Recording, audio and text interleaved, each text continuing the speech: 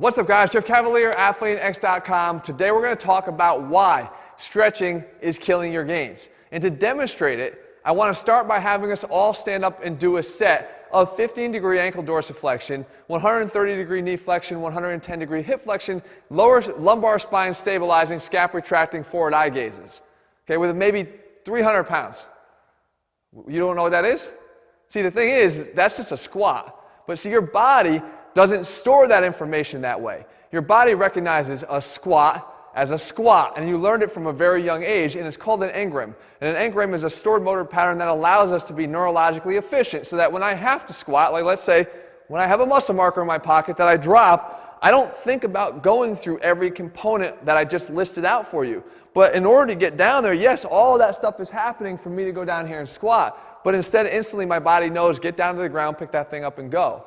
So what happens is when you start to do static stretching, holding stretches for 30 seconds, 45 seconds, some people do them for a minute and a half, prior to either training or going out and competing in something, you're asking for trouble, because what you're trying to do is you're, in an effort to do a good thing, you're causing your body to have to readapt on the fly, and it doesn't really do a great job of it, especially early on in your training. So it compromises your ability to do that. So if I were to do that before a squat, and I stretch all the things out, because guys do everything. They'll stretch out their quads, and they're going to stretch out their hamstrings, right? They're going to stretch out their hips before they do a squat. Even the upper body, because they know they got to get their shoulders back in order to grab the bar.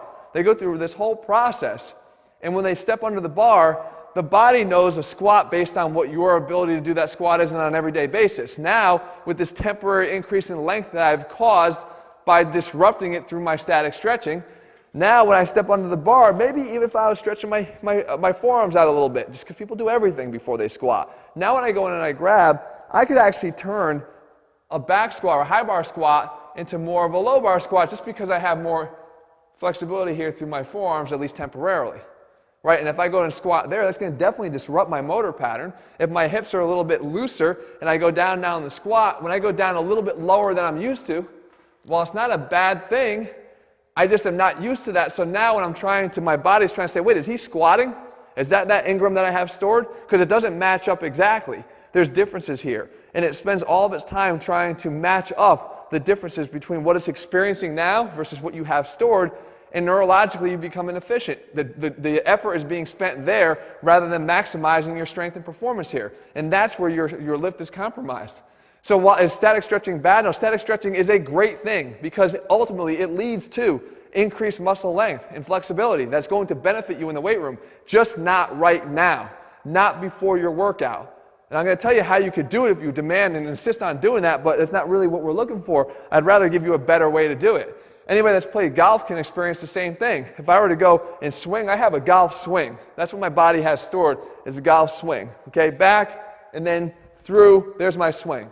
But now if I spend all my time static stretching before I go play golf, when I step up for the first tee, you probably experienced this yourself if you played any length of time, all of a sudden, the backside of my shoulders here is a lot more loose than it usually is. So instead of getting to here before I initiate the up part of my swing here, now I'm able to go back even further. But that changes what's demanding here at my hip in order to stabilize the swing. So everything is thrown off, and I spend the first 4 holes trying to recapture my ability to match up what it is I'm trying to do with what my body knows is a golf swing. So I might throw away 4 holes, and if I'm competing in golf, that's more than enough to screw up your whole round. So finally, I'll give you one more example here. If I have a bench press, and I spent all my time static stretching on my chest, and I've shown you guys some really good static stretches to differentiate between pec minor and pec major. And they're important, but just not to be done now before I get here and do a set of bench press, because now with this increased flexibility, I wind up drifting. My arms aren't in the same stored motor pattern. I can't be as neurologically efficient here and then focus my effort on power and strength development, which are both neurologically driven. Instead, I'm trying to find and match up that stored pattern. And even just a little bit of variance here can change things. When we static stretch, guys, we're temporarily causing a length-tension relationship and a difference in the cross-bridging of the actin and myosin inside your muscle that helps to create a contraction.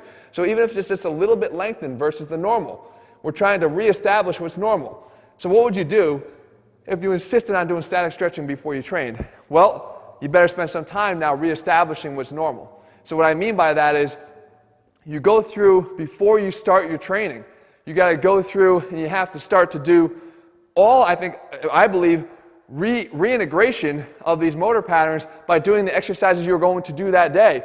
2 or 3 sets of each one, exploring the new ranges of motion that you've been gaining through your static stretching with lighter weights. That could take you an extra 15 or 20 minutes, but I believe it's necessary if your goal for that day is to do anything where we're improving your strength especially. So the alternative is to spend your time instead doing a quick warm-up and then doing an active warm-up, right? Using dynamic stretching activities to get yourself ready, not hanging out and prolonged stretching for any length of time, but doing dynamic stretches for those same muscle groups, and then spending 1 or 2 or 3 sets doing the first exercise you're going to do that day, using a nice steady warm-up progression without tiring yourself out, just to sort of groove that move and then go get ready to do your workout. But if you spend any more time than that doing all your static stretching, in the long run, I promise you, your strength gains are going to be limited by that, and ultimately your size gains as well, because you can't get the most out of your workouts because your body is simply mismatched and the neuroefficiency that you created in the first place is being interfered with and screwed up. So guys, I hope you found this video helpful. In the meantime, if you're looking for a program that puts it all together step by step, we tell you when to do the right stretches at the right time. Head to ATHLEAN-X.com, get our ATHLEAN-X training programs. In the meantime, if you found the video helpful, leave your comments and thumbs up below. Let me know what you want me to cover in a future video, and I'll do my best to do that for you in the days and weeks ahead. All right, see you soon.